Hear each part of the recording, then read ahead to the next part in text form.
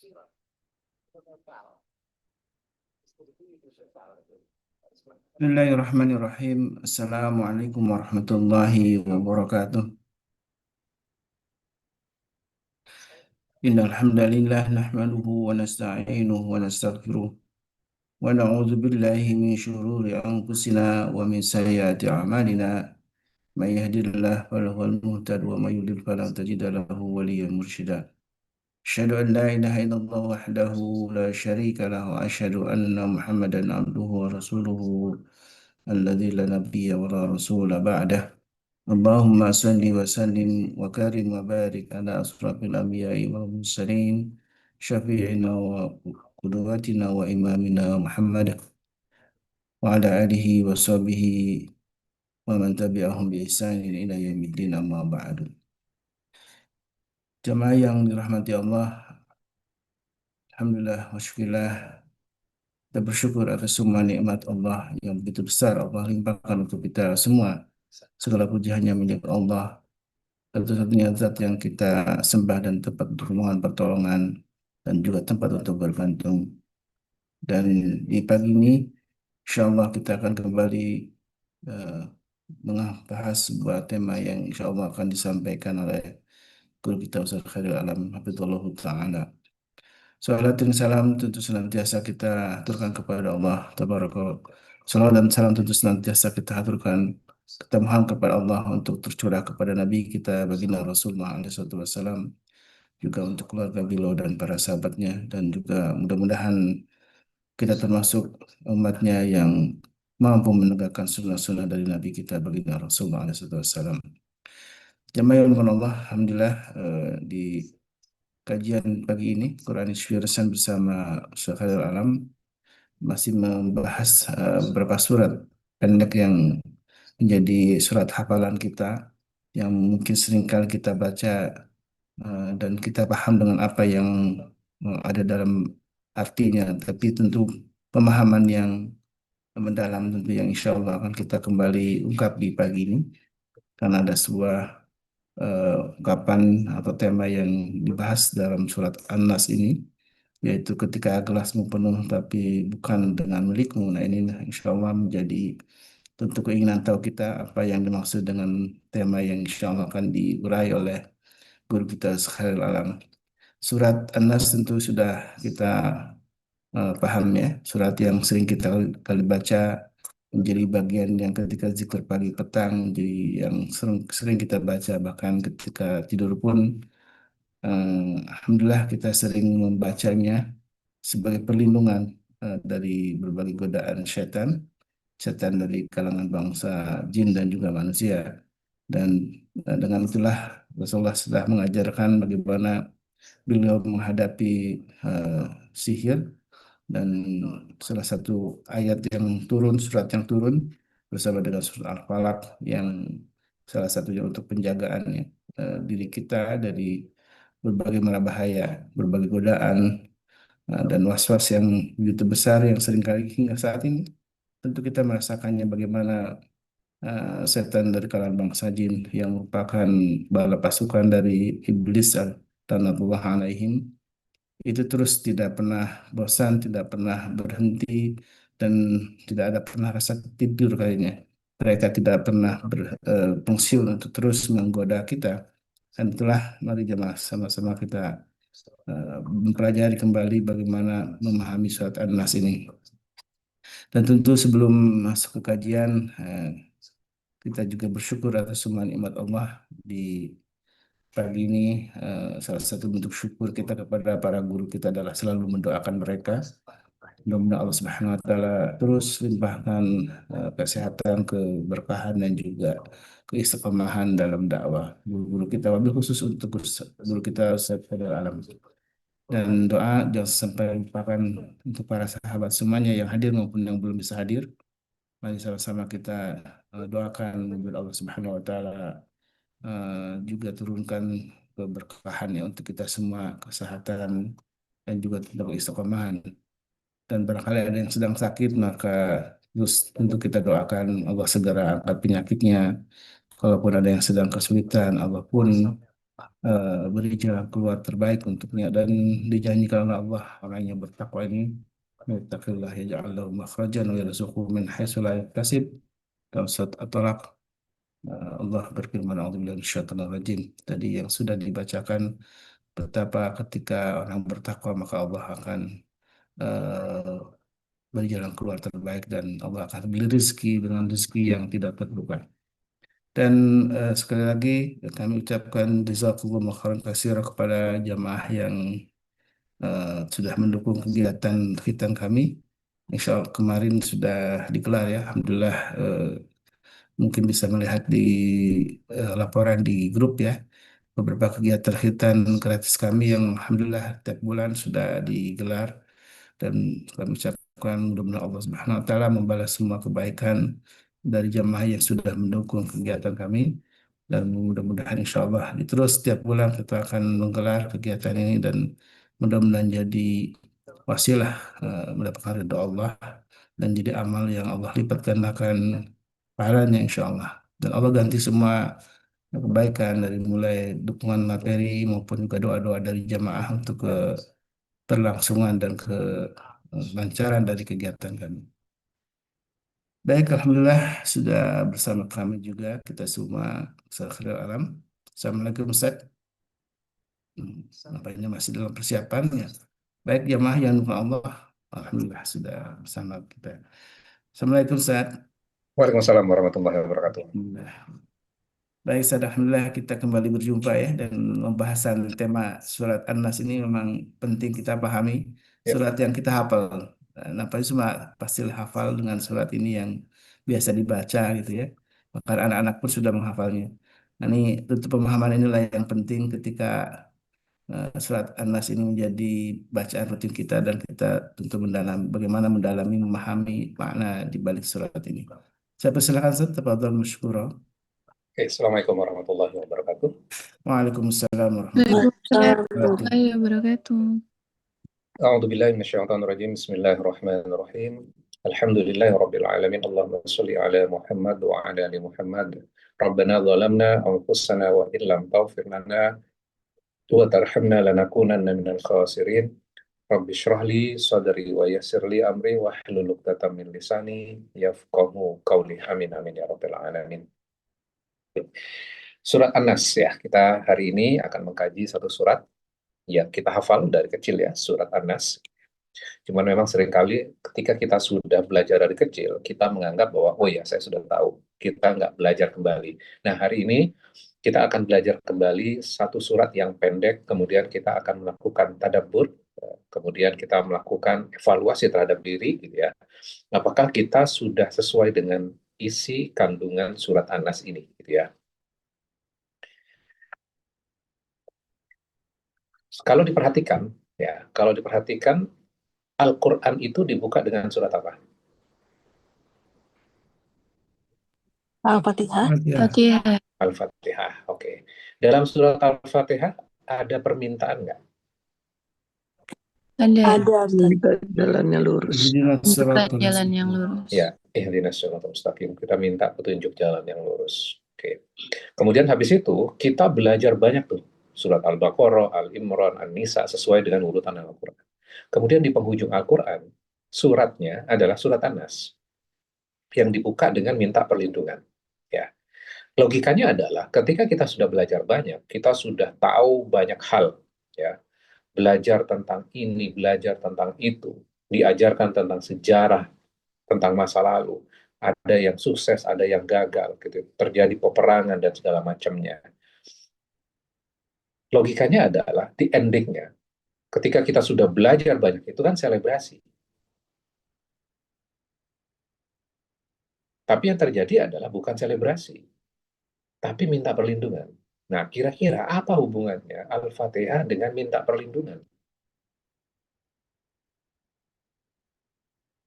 Kalau dalam surat Al-Fatihah kita sudah meminta, ihdinas siratal mustaqim, tunjuki kami jalan yang lurus. Kemudian Allah ternyata jawab di dalam surat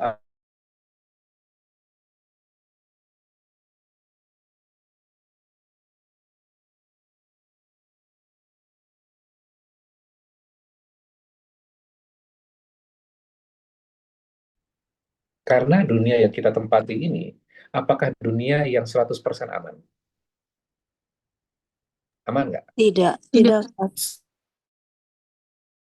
Sangat tidak aman. Oke. Nah, artinya sepanjang kita mempelajari Al-Quran, menyadarkan diri kita bahwa kita hidup di mana memang dunia ini tidak menggaranti 100% aman. Loh kan saya udah sholat, udah ngaji, udah sedekah, kok saya masih belum aman? Nah, itu kan jadi sebuah pertanyaan. Nah, seringkali dalam hidup kita, kenapa sih kita nggak merasa aman itu? Dan kita merasa cemas secara terus-menerus. Ya, sadar nggak kita dalam hidup banyak hal yang dituangkan dalam diri kita. Apa aja yang dituangkan pada diri kita? Satu, pemahaman-pemahaman orang, nilai-nilai orang. Ketika kita mengkonsumsi konten, ya di sosial media, banyak yang dituangkan pada diri kita nggak? Iya, Ustaz. Iya. Ya, banyak sekali yang dituangkan pada diri kita. Kemudian banyak nggak ekspektasi orang terhadap diri kita setelah kita melihat itu semuanya? Iya, banyak juga. Banyak, gitu ya. Nah, akhirnya apa?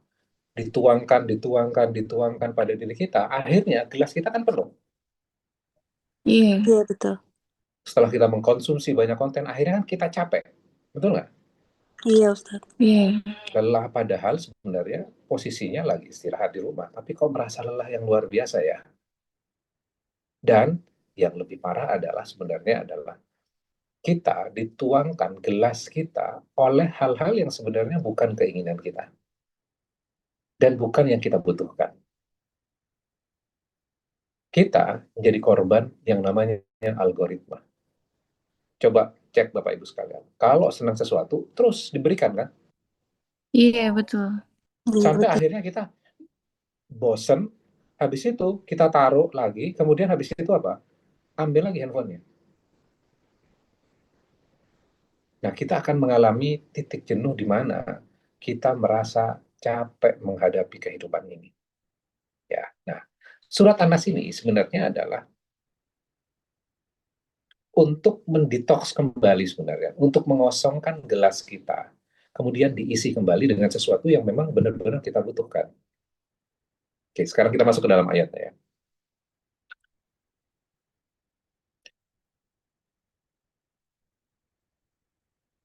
Kul a'udhu birabbin nas. Artinya apa Bapak Ibu sekalian?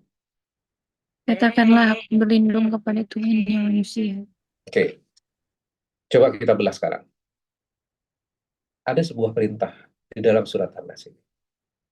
Perintahnya apa kira-kira?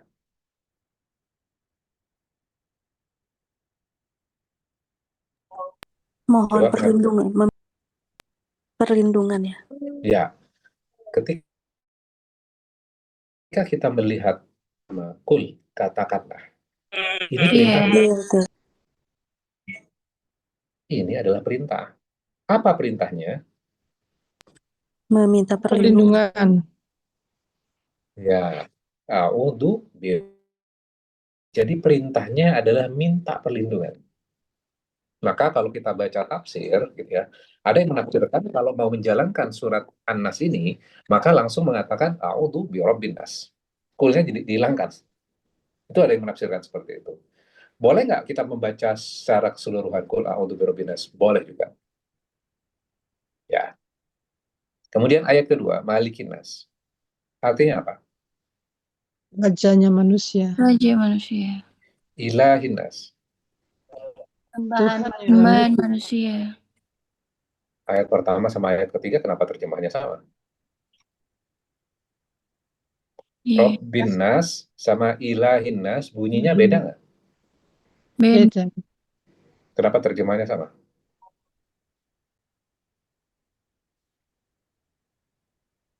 Mirip ya.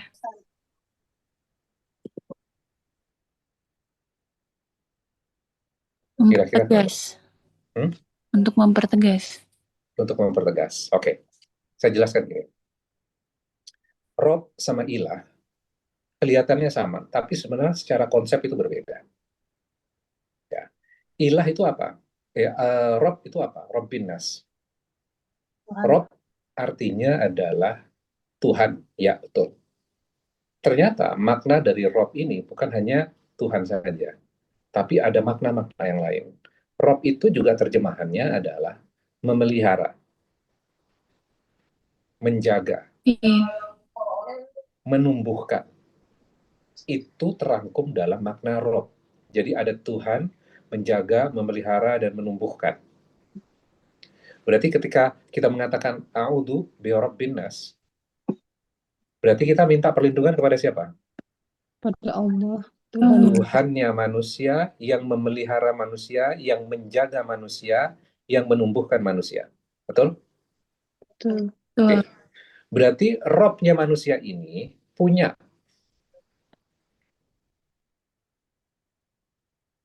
hal yang kita butuhkan, yaitu memelihara, menjaga, dan menumbuhkan. Ketika kita mendapatkan semua itu, kita akan merasa nyaman nggak?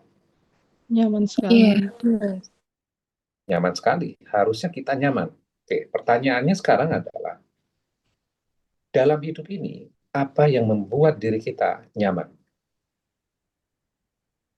Merasa ada yang menjaga. Ada perlindungan Allah. Ya. Nah, sekarang realitanya, kita meletakkan rasa nyaman itu di mana? Yang Pada membuat kita manusia. merasa aman, nyaman, Di hati. Uang ya, uang kecukupan. berkecukupan, uang, pekerjaan, Orang sekitar. orang sekitar. Terus, apa lagi? Rumah. Rumah. Oke. Nah, kita mengatakan kul a'udzu birabbin nas. Rob itu memelihara, menjaga, menumbuhkan kita, ya. Dan memberikan, pastinya akan memberikan kenyamanan karena sudah menggaranti kehidupan kita. Kemudian kita secara faktualnya kita meletakkan rasa aman kita tadi di uang, di rekening, di tabungan, di pekerjaan, di orang-orang yang dekat dengan kita. Nah, was-was alladzi yuwaswisu fi sudurin nas itu, was-was itu akan masuk dari sisi yang kita salah meletakkan sesuatu. Ketika kita meletakkan rasa nyaman pada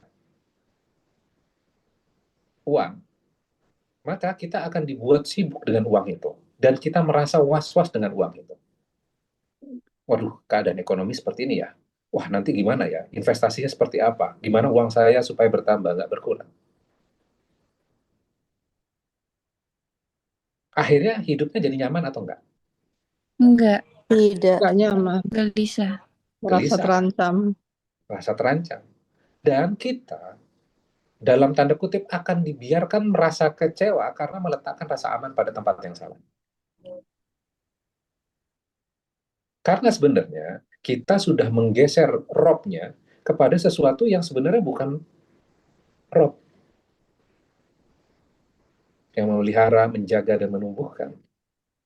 Oh, saya aman kalau saya punya uang. Oh, saya aman kalau punya pekerjaan. Ya, kan banyak ya di dalam berita. Sudah investasi gitu ya, mengharapkan untung, ternyata investasinya rugi. Akhirnya stres sendiri nggak? Iya. Iya. Stres. Iya. Stres. Pertanyaannya kan, kenapa Allah biarkan saya stres ya? Lah kan saya sudah sholat, saya sudah puasa. Kenapa kok saya masih diuji dengan seperti itu? Karena robnya sudah bergeser dari Allah kepada apa? Selain Pada Allah. dunia, Karena Allah.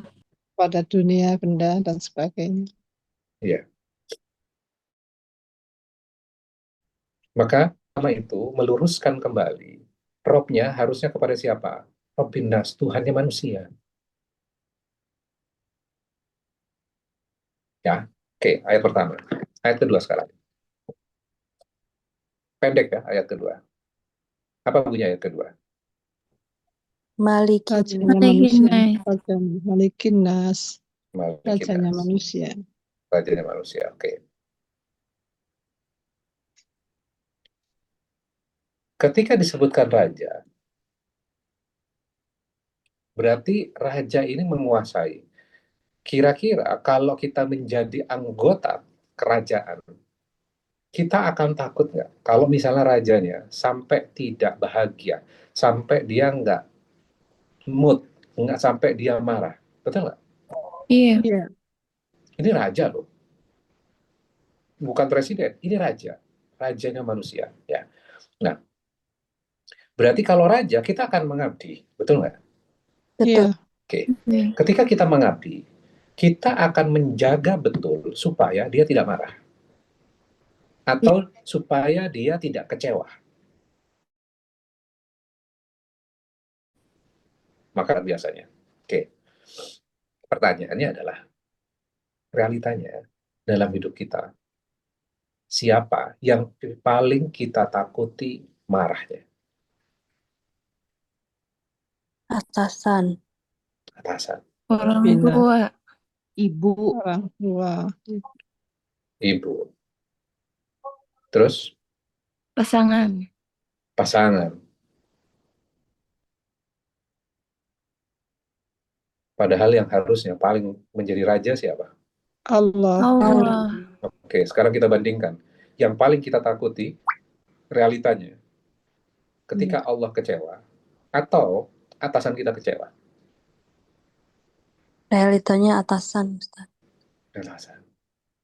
Dalam keseharian kita, hari-harinya, yang kita pikirin gimana supaya atasan kita nggak marah, nggak Tenang. kecewa. Jadi kita tahu kenapa kok hati kita penuh dengan sesuatu yang sebenarnya bukan pada tempatnya, yang bukan yang sebenarnya kita butuhkan. Itu kan ekspektasi orang kan sebenarnya.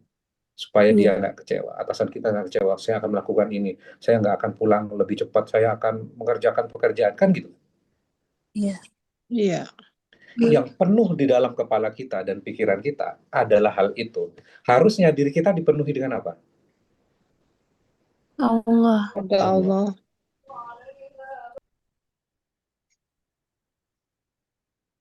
Mm. Malikin nas, Tuhannya manusia. Ya. Berarti dari ayat ini kita bisa mengevaluasi diri berarti. Iya, Ustaz.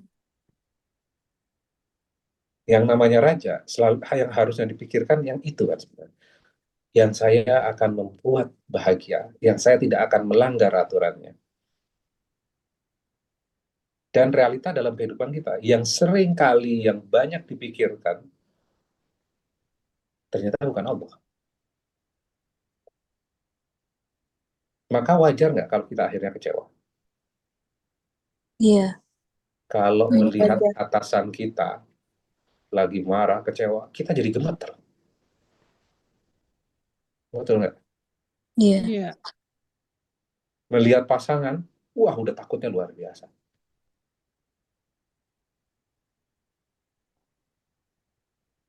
Berarti surat An-Nas ini sebagai penghujung itu menguatkan ketauhidan nggak berarti sebenarnya? Iya. Betul. Iya. Oke, kemudian ayat ketiga. Ilahinas. Ilahin Nas. Artinya apa? Ilah. Tuhannya manusia. Tuhannya Manusia. Iya. Nah, balik lagi. Apa bedanya dengan ayat pertama? Maknanya. Ya, ilah, satu maknanya memang Tuhan. Ternyata ada makna yang lain yang menempel di dalam kata ilah itu. Apa itu? Ilah itu adalah sesuatu yang paling dicintai. Yang dia kejar untuk mendapatkannya. Jadi kosakata bahasa Arab itu cinta. Kemudian yang paling dicintai itu kosakatanya berbeda. Kalau kita kan cinta, cinta banget gitu kan. Iya. Nah, kalau dalam bahasa Arab, puncak rasa cinta yang menunjukkan puncak benar-benar puncaknya rasa cinta itu walah, ilah itu. Jadi yang paling kita cintai ya ilah ini. Ya. Ilahinas, yang paling dicintai oleh manusia.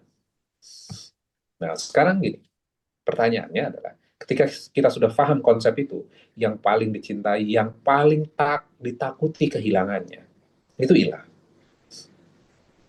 Dalam hidup kita, yang paling kita kejar tanpa disuruh, apa? Yang kita Uang. takut kehilangannya, apa? Uang. Wah, apa lagi? Kasih sayang. Kasih sayang, Keluarga. keluarga, Jabatan. jabatan. Berarti ilahnya sebenarnya sudah bergeser nggak berarti kalau seperti itu? Iya, bergeser. Iya. Bergeser. Maka di dalam surat An-Nas ini, sebelum kita minta spesifik, kita minta perlindungan dari apa, gitu ya, kita mengenal Allah terlebih dahulu dengan mengatakan kul a'udzu birabbin nas, malikin nas, ilahin nas. Tiga ayat menjelaskan itu. Robnya manusia, yang memelihara, menjaga, menumbuhkan manusia. Malikin nas, rajanya manusia, yang kita takuti amarahnya, yang kita kejar happy-nya, bahagianya terhadap diri kita. Ilahin nas, sesuatu yang paling dicintai. Ketika kita menempatkan apapun di dalam hati yang tidak masuk kriteria tiga hal ini, maka was-was itu akan masuk dari sisi situ. Misalnya yang paling dicintai harta tadi. Bisa diuji dengan kehilangan nggak? Iya. Iya, Pekerjaan, saya punya teman, bekerja 30 tahun. Dia sudah jadi karyawan tetap. Sudah berprestasi di kantor. Di layoff dia. Akan membuat kecewa nggak kalau ilahnya tadi, wah yang saya kejar-kejar, saya idam-idamkan, saya pensiun di perusahaan ini. Akan kecewa nggak? sangat kecewa. Iya. Sangat kecewa. Kok bisa saya sudah mendedikasikan 30 tahun saya di perusahaan ini, kok tiba-tiba selesai begitu saja. Ketika hubungan kekeluargaan yang dibangun dalam bentuk ikatan, kenapa kok dia biasa bisa mengkhianati?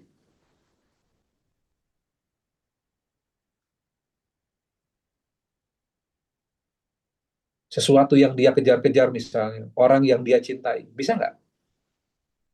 Bisa. Bisa. Iya. Ternyata yang dikejar kemudian didapatkan ternyata memiliki Mengecewakan. hati yang berbeda dengan yang dia tunjukkan.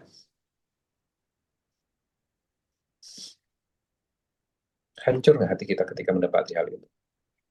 Iya. Iya, Iya. Hancur. Ketika jawabannya adalah hancur, berarti kita meletakkan sesuatu yang salah di dalam hati kita. betul. Nah, ketika kita hancur, itu keburukan atau sebenarnya jalan kebaikan. Jalan kebaikan. Bisa untuk cari jalan kebaikan. Untuk Supaya memperbaiki diri. sadar. Saya sadar, ya. Maka kenapa? Kan gini ya, kenapa kok Rasulullah itu tadi yang maksud disampaikan di depan gitu ya. Kenapa kok Rasulullah itu menganjurkan kepada kita zikir pagi, zikir petang sebelum tidur, membaca 3 kul itu kan. Salah satunya An-Nas ini. Kira-kira kenapa ya? Mohon perlindungan, Mengembalikan mengembalikan ketauhidan kepada kita. Allah. Iya.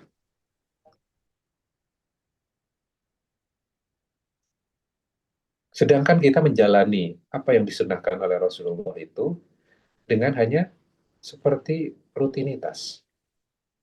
Iya. Iya, betul. Kita tidak memaknai satu persatu. Qul a'udzu birabbin nas. Kita berdoa, ya Allah, aku minta perlindungan Kau Robnya manusia, ya Allah. yang memelihara, menjaga, menumbuhkan, yang memberikan rasa nyaman. Saya nggak mau meletakkan rasa nyaman ini kepada tempat yang lain, hanya kepadamu ya Allah. Dan orang yang melakukan ini harusnya bahagia, apapun yang terjadi. Bahagia harusnya. Iya. Dia bahagia, dia akan tenang hidupnya. Karena Robnya Sebagai sandarannya. sandarannya dia. Allah adalah sandarannya dia. Malikin nas, Raja manusia. Yang penting engkau happy ya Allah. Yang engkau perintahkan aku jalankan, yang engkau larang aku tinggalkan. Kalau sekarang kan kebalikannya. Yang atasan saya perintahkan, walaupun bertentangan dengan apa yang Allah larang, saya akan lakukan. Supaya bos saya happy. Kan gitu kan ya, realitanya. Iya. Berarti maliknya saya berarti bergeser. Maka aku Oke. tegaskan kembali ya Allah, bimbing aku ya Allah. Engkau adalah malikku ya Allah. Malikin nas, rajanya manusia. Engkau adalah rajaku ya Allah. Yang menguasai aku, yang mengatur aku. Yang aku patuh terhadap engkau. Yang aturanmu tidak aku akan tentang. Tidak akan aku argue. Karena engkau adalah malikku. Sedangkan yang lain itu bukan malik. Mereka di bawah engkau ya Allah. Ilahin nas. Tuhannya manusia. Sesuatu yang paling dicintai. Aku akan meletakkan engkau di tempat yang tertinggi ini sebagai puncak rasa cintaku. Jadi bukan bergeser, saya mencintaimu, tapi aturan dilanggar.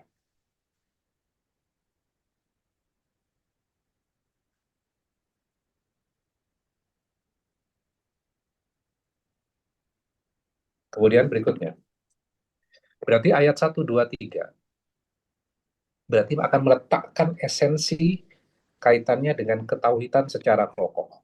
Karena ini adalah penutup surat Al-Quran. Ya. Kemudian berikutnya apa? Ayat keempat. Min syarri waswasil khannas. Min syarril waswasil khannas. Artinya?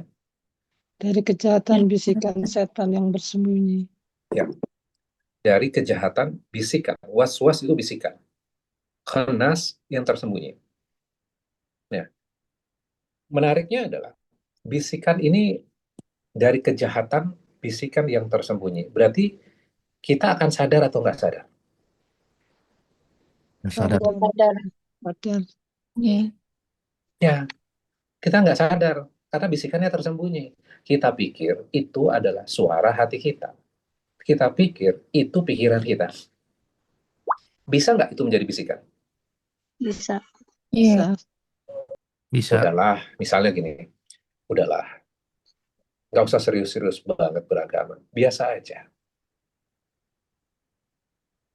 Udahlah, nggak ngapain sih getol-getol beragama. Kamu sudah melakukan dosa ini.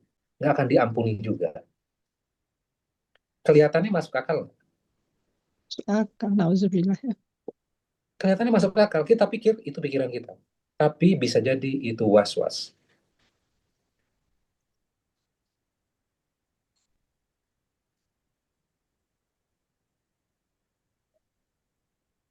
Berarti akan banyak hal yang bisa terjadi nggak?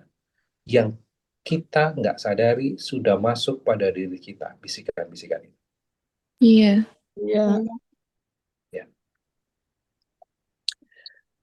Min syarril waswasil khannas.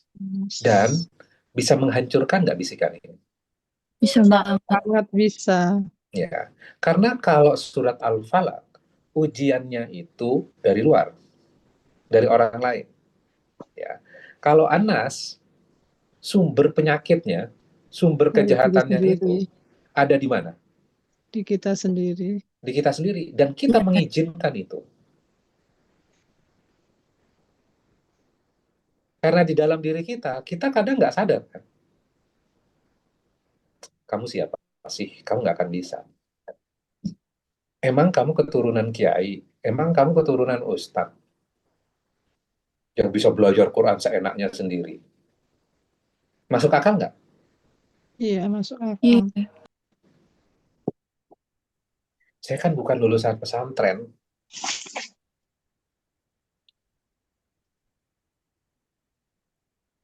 Masa langsung-langsungan ke Quran?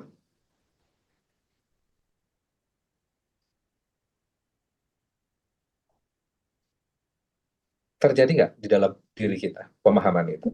Iya. Terjadi. Ya udah, yang penting saya baca Quran, saya dapat pahalanya. Daripada saya ngerti nanti jadi tafsirnya jadi salah. Suka ada pada pikiran kita seperti itu. Iya, ada. Berarti itu bisa masuk bagian dari bisikan nggak? Masuk. Iya, masuk. Masuk. Akhirnya Bisa. sampai tua, kita hanya baca Arabnya, tapi kita tidak memahami isinya. Padahal Quran itu perkataannya Allah. Surat yang diturunkan dari Allah. Ayat yang diturunkan dari Allah. Untuk siapa? Untuk manusia. Manusia. Untuk manusia. Berarti kan kita berinteraksi langsung dengan Allah ketika kita mempelajari, melakukan tadabbur terhadap Quran itu. Iya. Iya. Berarti langsung nggak berarti sifatnya? Langsung. Iya, langsung. Langsung. Berinteraksi langsung dengan Allah melalui Qurannya. Allah memberikan perintah kepada kita misalnya dalam surat An-Nas, "Qul a'udzu birabbin nas", katakan aku berlindung kepada Rabbnya manusia. Ini perintah Allah langsung, kemudian kita langsung menjalankannya. A'udzu birabbin nas. Ya Allah, aku minta perlindungan kepada Engkau. Jadi personal nggak akhirnya? Iya. Iya. Berarti orang yang tidak melakukan ini rugi nggak?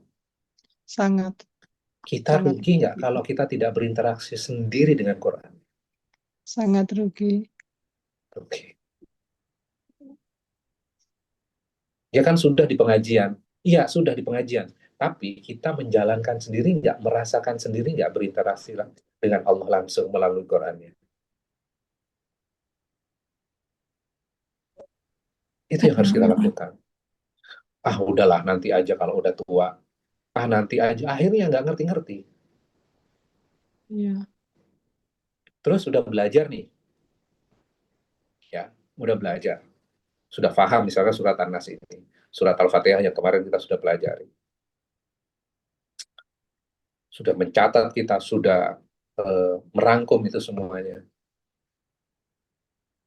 Muslim punya kewajiban nggak untuk mengajarkan kembali apa yang sudah dipelajarinya? Punya. Punya kewajiban. Lihat dalam sejarah. Menyebarkan. Ketika sahabat berdialog dengan Rasul, nih orang luar nih berdialog dengan Rasul, apa itu Islam? Ini segala macam. Mereka bertanya dengan Rasulullah secara private gitu ya, dalam sebuah majelis dengan Rasulullah. Kemudian setelah mereka yakin, ya kemudian memutuskan menjadi Muslim, kemudian balik ke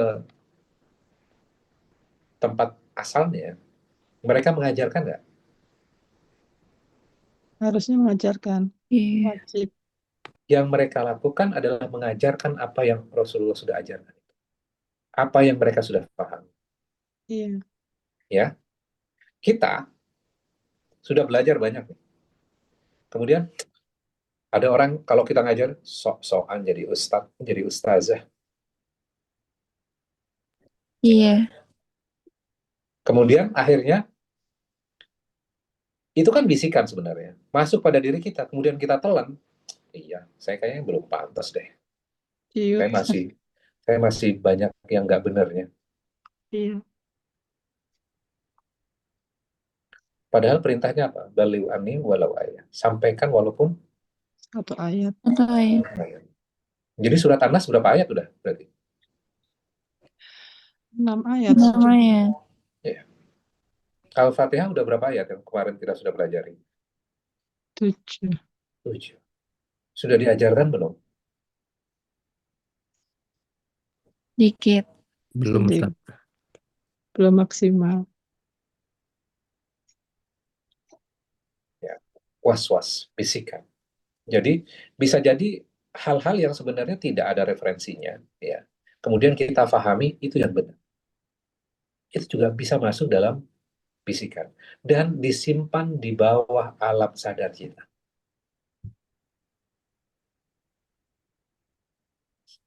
Hmm. Kayak misalnya diajarkan misalnya terhadap sesuatu, wah ada ustadz yang bagus, wah ustadznya memang pintar. Jadi kekagumannya berhenti sampai di situ. Gimana ya saya bisa belajar model kayak gitu juga? Saya kan memang bukan keturunan ustadz, saya bukan turunan kiai. Allah menciptakan kita loh. Berarti siapapun berhak nggak untuk mempelajari dan memperdalam Al-Quran? Berhak. Berhak, wajib. Jadi kenapa kita punya pikiran harus dibatasi, harus dari pesantren, Iya. ya kan? Betul. Apalagi dengan sekarang era AI ya, Iya. kita bisa belajar banyak nggak dengan perangkat yang kita punya? Bisa banget. Wah, Bisa harus ya. banget. Kalau dulu kita mencari, misalnya nih, mencari literatur kata ilah, misalnya, Rob, dalam klasikal Arabiknya, maka kita akan masuk ke dalam kamus ya. Ya. Sekarang kita bisa minta kepada siapa? AI. Pakai AI. Keluarkan klasikal Arabiknya, makna original kata ini. Dalam klasik dulu digunakan konteksnya apa? Apa asbabnya dari surat ini? Itu keluar semuanya. Keluarkan summary tafsir dari Buya Hamka. Keluarkan tafsir ayat ini dari Quraisy Shihab.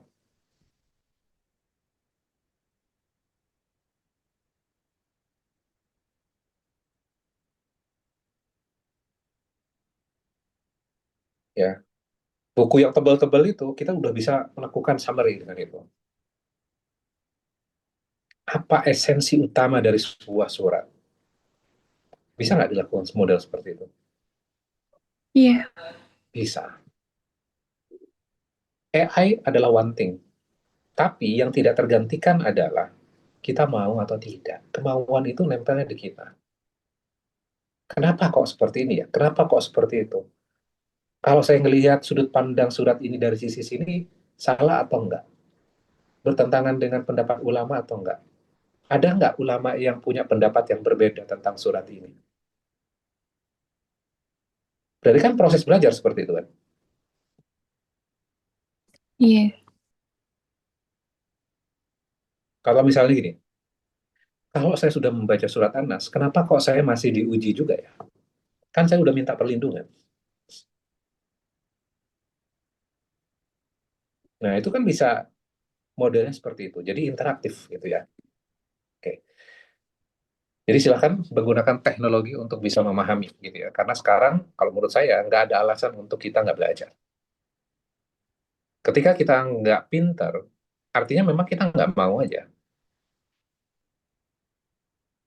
Ya. Sehari kita lebih sibuk mendalami Quran atau mendalami sosial media. Sosmed.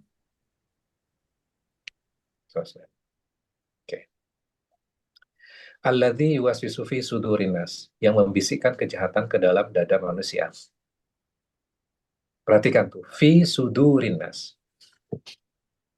ke dalam dada manusia. Dan kata yang digunakan fi, dalam. Berarti direct langsung ke dalam dada manusia. Di dalam dada manusia apa? Iya. Hati. Hati, kolbunya langsung dibisikkan ke dalam kolbu. Berarti yang diserang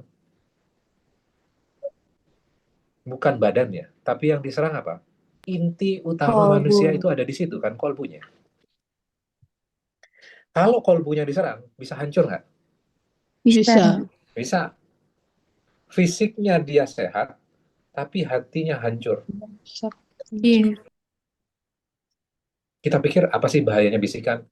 Bahayanya adalah yang utama pada manusia, yaitu kolbu, sedang diserang. Kalau hatinya hancur, kolbunya rusak, maka outputnya rusak juga nggak? Iya, Iya. bisa. Maka surat An-Nas ini minta perlindungan kepada Allah atas apa yang ada pada diri kita tuh sebenarnya. Bisikan itu kita izinkan masuk kan sebenarnya. Iya. Iya. Kemudian kita izinkan, kita percaya dengan hal itu. Padahal belum tentu bisikan itu benar. Siapa yang membisikkan? Syaitan. Minal jinnati wan nas. Ada Anas. dua makhluk tuh, dari golongan jin dan Dan manusia. Iya. manusia. Jin kita nggak tahu bentuknya, tiba-tiba udah masuk pada pikiran kita dan hati kita. Dia sombong aja sih seperti itu. Bisa jadi itu bisikan nggak? Iya, bisikan. Iya. Bisa nggak bisikan itu berasal dari konten yang dibuat oleh manusia? Sangat banget. bisa. Bisa banget. Jadi surat An-Nas ini komprehensif ya berarti ya, untuk memproteksi diri kita sebenarnya. Iya, betul. Karena kita nggak pernah tahu bisikan yang mana yang salah itu sebenarnya. Maka kita tinggal minta perlindungan kepada Allah saja. Karena di dalam ayat ini tidak ada perintah cari itu siapa yang membisikkan. Ada nggak perintahnya? Tidak ada. ada Enggak. Perintahnya apa? Minta perlindungan. perlindungan. Minta perlindungan.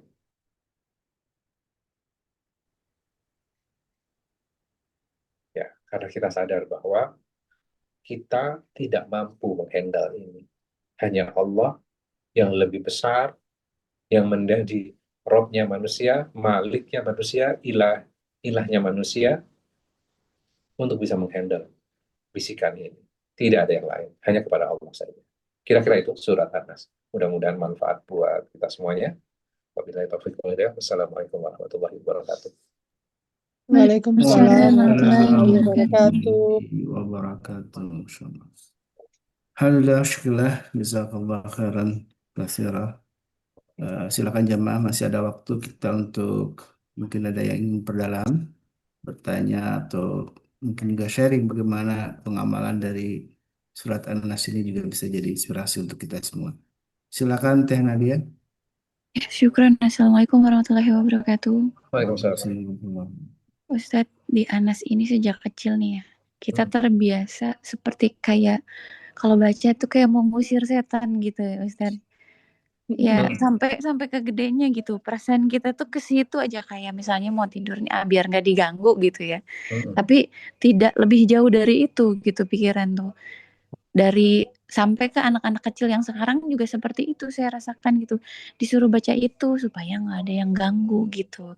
Nah, padahal ini kalau kita bedah gali tadi aja Ustadz nyampein ya jauh lah gitu, dalam banget sampai ke masalah perasaan kita sendiri, hati kita sendiri gitu. Nah, ini mohon arahan gimana cara kita menyampaikan ke orang sekitar kita gitu tentang ayat ini secara halus.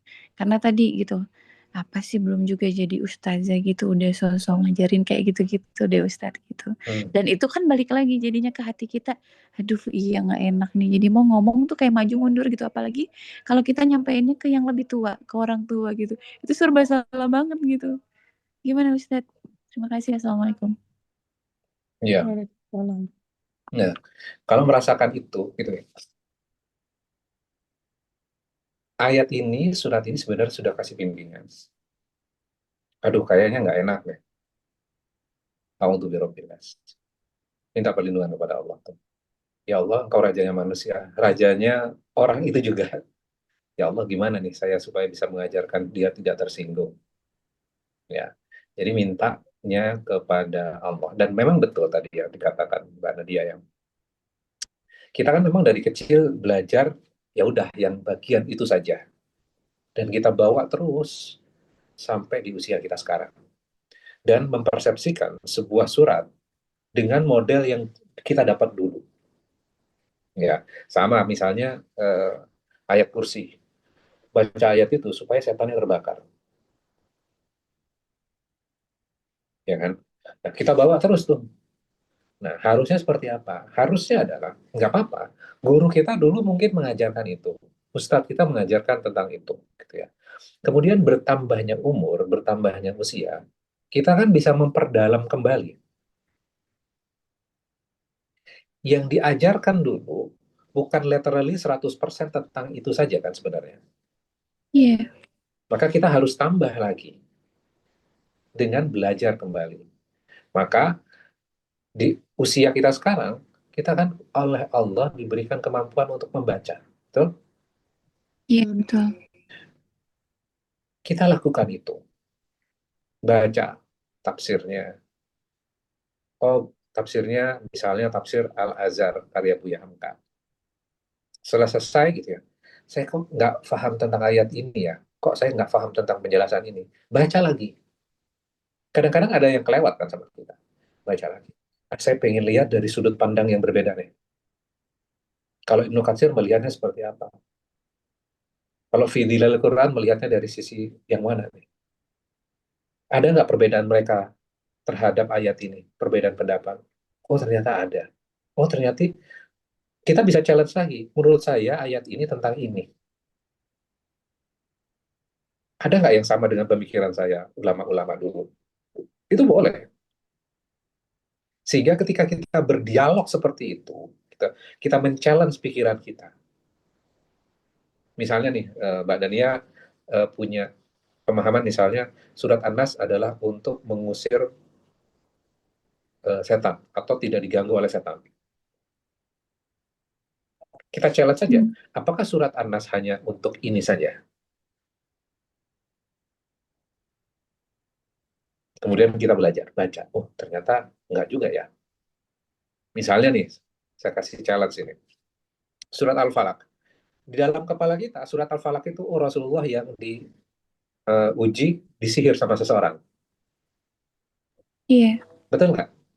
Iya, Ustaz. Disihir sama seseorang. Berarti Rasulullah itu pernah kena sihir dong. Kalau kena sihir, gimana Rasulullah menyampaikan ayat ya? Iya. Maka ada tafsir yang mengatakan Rasulullah itu nggak pernah kena sihir. Karena nggak mungkin gitu. Nah, itu ada yang model seperti itu tuh.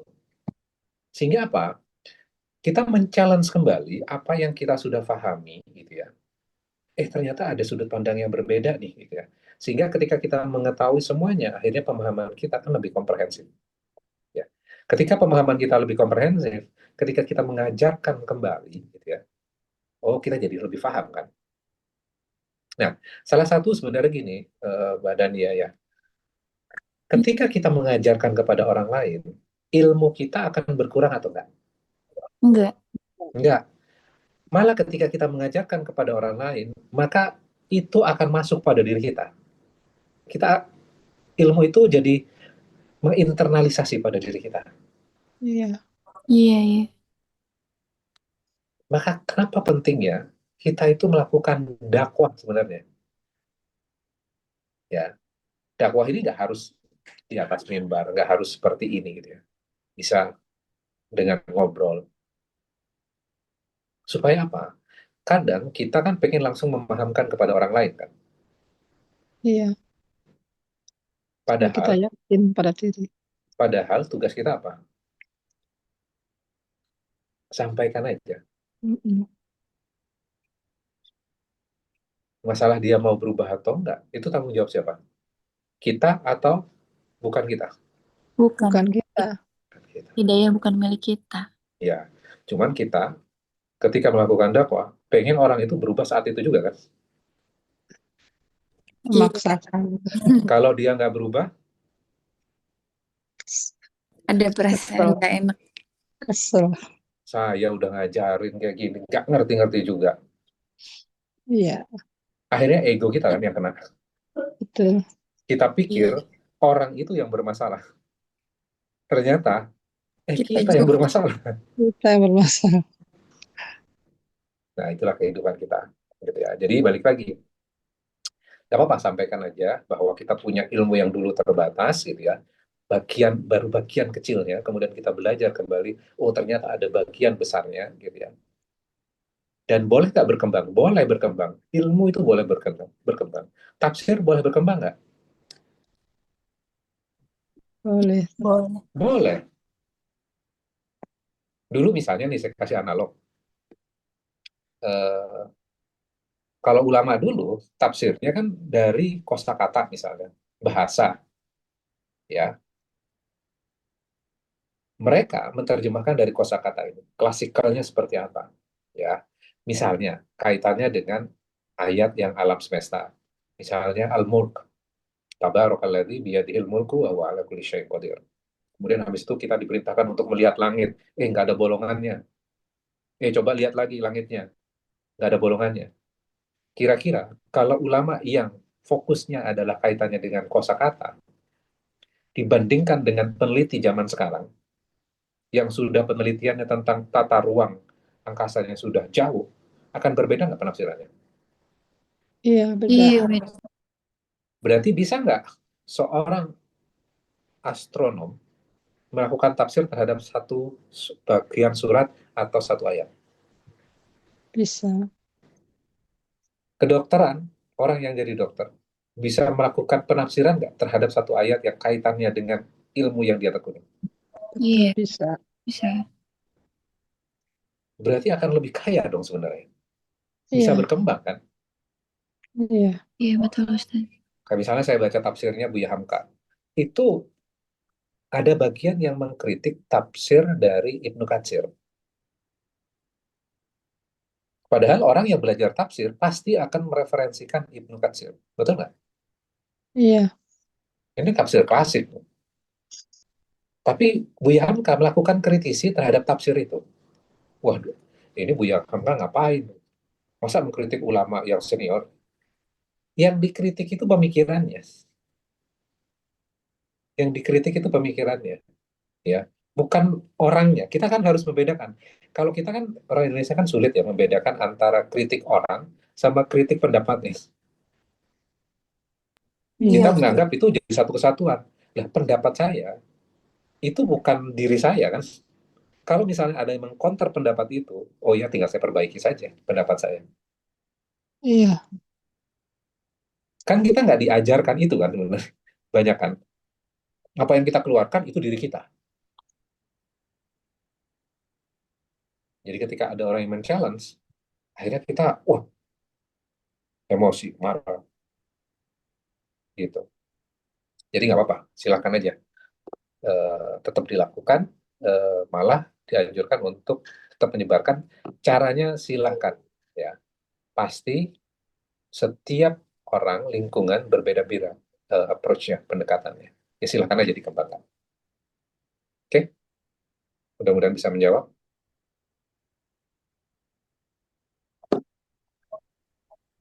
Ustaz, kalau Ya, saya tanya lagi boleh? ya. Sambil nunggu yang lain ya Ustaz. Ke kasus nih Ustaz ya. Saya tuh kan ada pegawai gitu. Dia itu overthinking gitu. Saya suruh sesuatu, tapi dia mengerjakannya lebih dari itu gitu. Nah, saya punya konsultan. Dia itu si pegawai saya nggak percaya sama konsultan saya sampai dia ngejar ke lokasinya, sampai ke rumahnya dicari tahu gimana keadaannya gitu, supaya tahu karakternya. Dan saya sampaikan nggak harus begitu gitu. Kita nggak boleh berlebihan seperti itu karena itu kesananya urusan Allah gitu. Karena kita kerja sama bukan urusan keadaan tempat tinggalnya gimana gitu. Masalah karakter juga di luar itu juga gitu. Nah, pada akhirnya si pegawai saya itu nggak terima dan dia pulang gitu.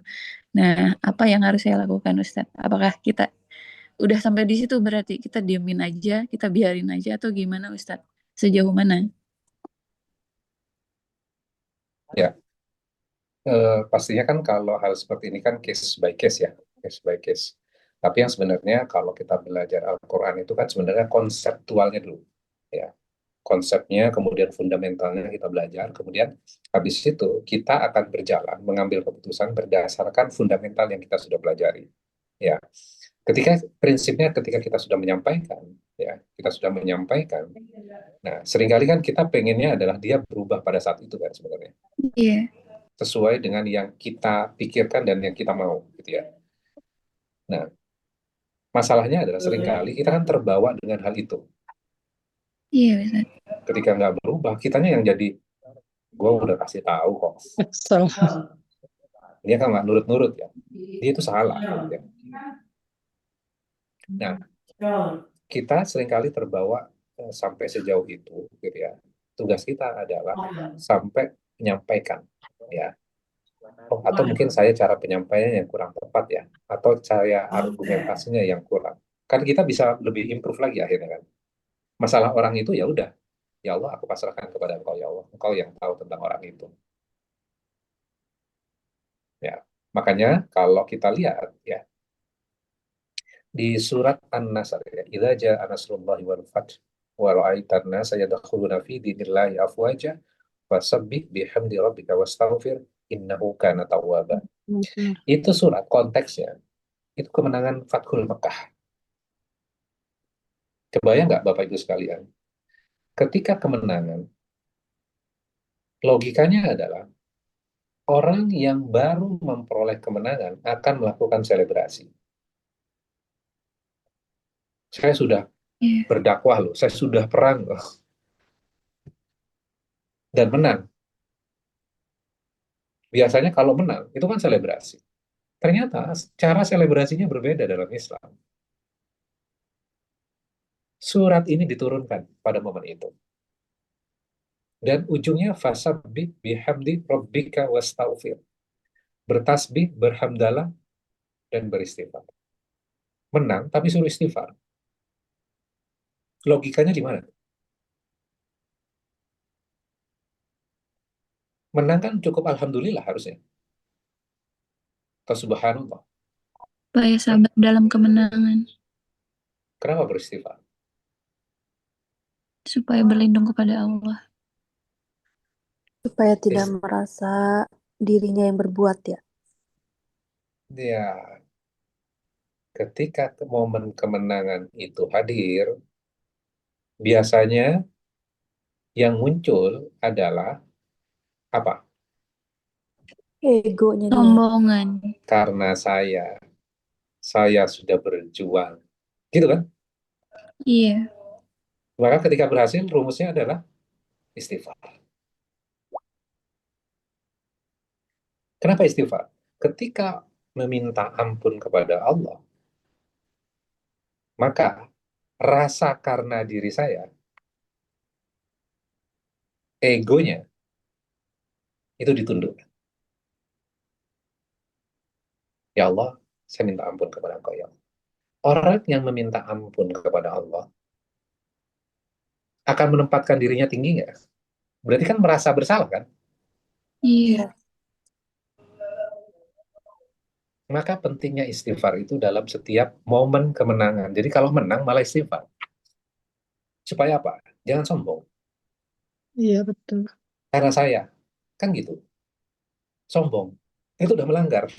Kita pikir orang lain. Enggak, ternyata diri kita. Maka Rasulullah itu dikasih sama Allah. Kasih formulasi. Idza ja'a nasrullahi wal fath. Idza ja'a nasrullah. Dan apabila Allah mendatangkan kemenangan. Enggak disebutkan. Karena usahamu berjihad. Sama ketika kita kasih nasihat orang lain. Karena saya. Astagfirullahaladzim. Astagfirullah. Gitu.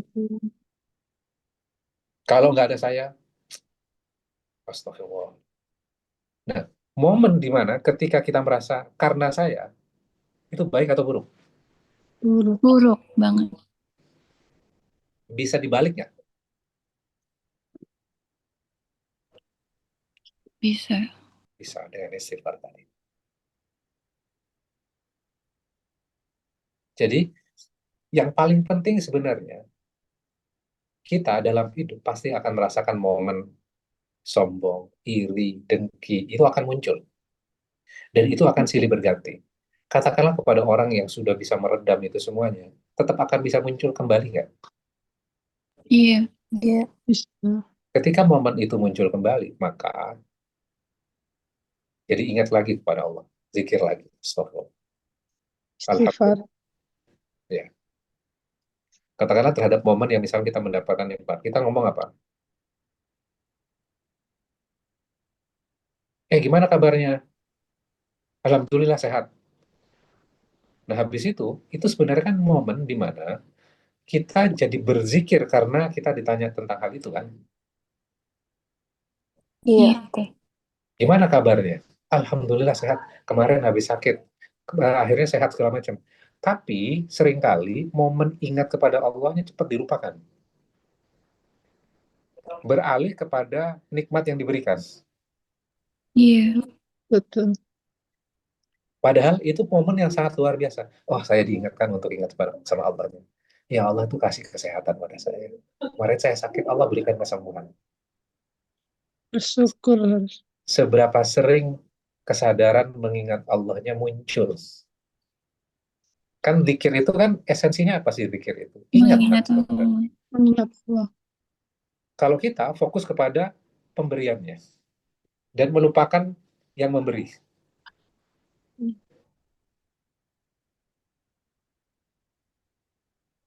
Maka ketika kita memberikan nasihat apapun, apakah saya sudah baik atau belum, ya kita, ya Allah, eh, berikan petunjuk pada saya. Misalnya nih habis pengajian. Habis pengajian doanya apa, Bapak Ibu sekalian? Subhanakallahumma wa bihamdika. Asyhadu an la ilaha illa anta astaghfiruka wa atubu ilaik. Like. Ada doa apa di belakangnya, Pak? Berlindung kepada Istighfar. Allah. Istighfar kepada Allah.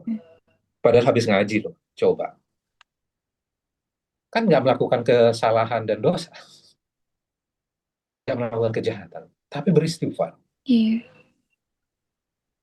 Karena bisa aja ada yang salah, ya. Cuman Iya. yang bahaya adalah ada yang salah, cuman kita nggak sadar kita sedang salah.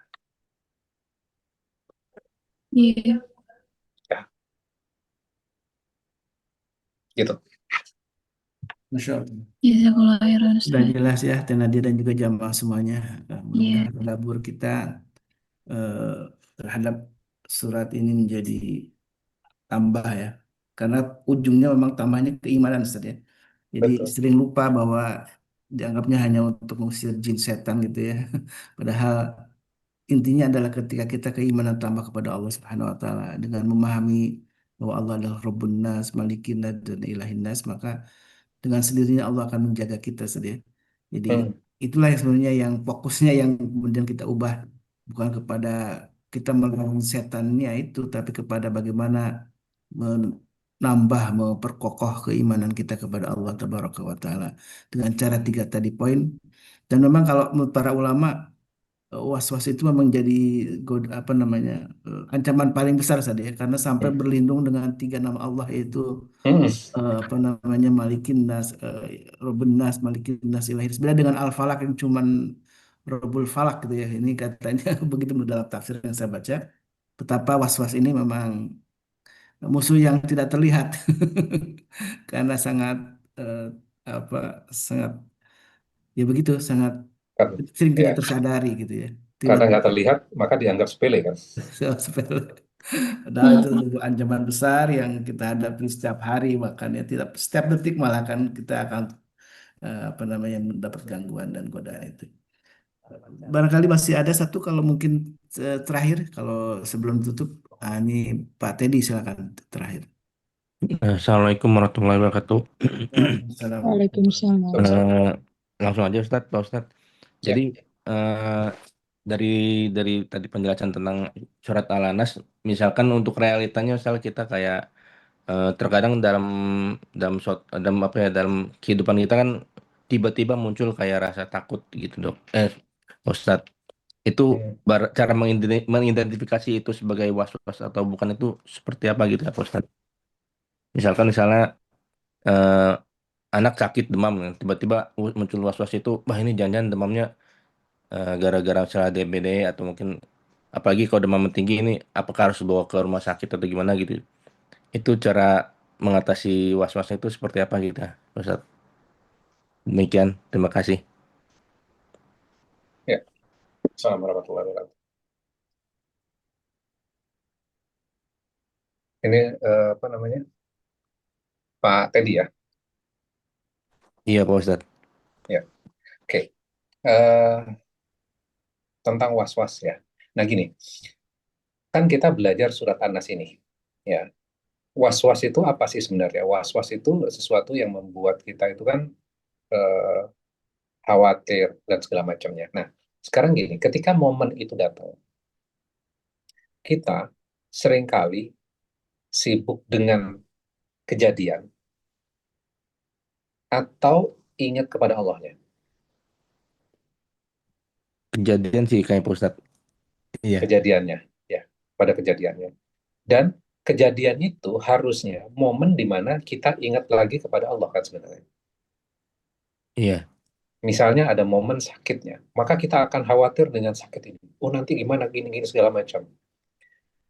Dan akhirnya kita melupakan Allahnya tuh. Maka cara termudahnya sebenarnya adalah ketika kita diberikan misalnya musibah gitu ya, yang kita ingat pertama kali adalah Allahnya. Bahwa tidak ada sesuatu di dunia ini yang diizinkan terjadi tanpa sepengetahuan Allah. Betul nggak? iya Pak Ustadz. Maka di dalam surat An-Nas ini yang sebenarnya pengen dibangun itu apa? 3 ayat pertama itu. Qul a'udzu birabbin nas, malikin nas, ilahin nas. Ketika Robnya manusia yang memelihara, menjaga, menumbuhkan kita, seluruh manusia, termasuk anak kita, termasuk nggak di dalamnya? Iya, Termasuk di dalamnya. Maka masuk ayat kedua, malikin nas, rajanya manusia. Sudah menjaga, merawat, menjaga, kasih aturan, kemudian akan benar-benar melihat rakyatnya ini, melihat makhluknya. Nah, dengan hal seperti itu, akan membuat diri kita tenang atau khawatir secara terus-menerus. tenang ya Pak Ustadz. Tenang. Khawatirnya kita muncul karena kita berpikir tentang apa? Efeknya kan, Iya kejadiannya, takutnya itu. kejadiannya ini segala macam. Kita, waduh gimana ini, gimana? Karena kita fokus kepada ini, terhadap kejadiannya, sakitnya, hilangnya, kecelakaannya. Dan ketika momen di mana kita kehilangan kesadaran, ingatan kita kepada Allah, maka was-was itu lebih gampang masuk kan? Iya jadi lebih lebih kayak besar itu Ustadz. Mm-mm. Maka surat An-Nas ini, kalau merasakan rasa takut itu, maka tinggal bacalah, baca surat An-Nasnya. Tapi bukan berfungsi sebagai jampe-jampe ya, tapi menyadarkan kesadaran diri kita.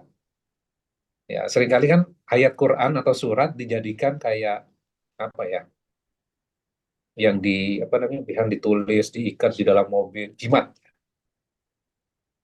Supaya apa? Supaya kita nggak celaka, gitu kan? Kan Iya, banyak yang seperti itu ya. Nah, maka iya, yang dilakukan adalah membaca dengan kesadaran.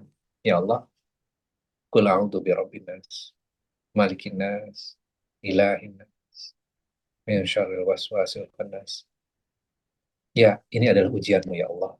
Engkau rajanya, engkau yang mengatur, engkau yang bertanggung jawab, engkau juga pasti memberikan solusi atas hal ini. Jadi kan iya, lebih tenang ya. Jadi kan iya lebih Pak. tenang. Jadi baca surat An-Nas dengan kefahaman. Ya, Iya, kan gini, seringkali kan gini Pak. Kan saya sudah baca, kok saya masih tetap dapat musibah ya? nah Sering iya. nggak punya punya pemikiran seperti itu, Bang? Sering sih Pak Ustadz. Bahkan mungkin sering muncul gitu. Misalnya takut takut udah baca, kemudian besoknya kayak gitu lagi. Hmm. Pertanyaannya kenapa? Kan itu muncul. Karena memang mungkin cuma sekedar baca gitu Pak Ustadz ya, Ya, tanpa memahami. ya. Ketakutan itu fitrah sebenarnya. Karena memang manusia itu butuh rasa takut. Maka nanti kalau kita punya kesempatan belajar surat Al-Falaq itu, perhatikan ayat pertamanya nih, sedikit aja. Kul a'udhu bi rabbil falaq. Aku berlindung kepada Robnya Falak. Itu sifatnya Allah. Falak. Falak itu apa? Coba lihat terjemahannya. Subuh, Subuh. Terus apa Waktu lagi? dulu. fajar, Fajar. Nah, falak, satu kata yang sering tidak muncul di dalam terjemahan, adalah pembelah. Pembelah fajar subuh. Artinya bahwa ketika masuk waktu fajar, pembelah momen di mana kegelapan dibelah oleh cahaya. Itu falak. Bisa dihalangi nggak? Bisa. Bisa Pak Ustadz. Bisa. Oleh apa?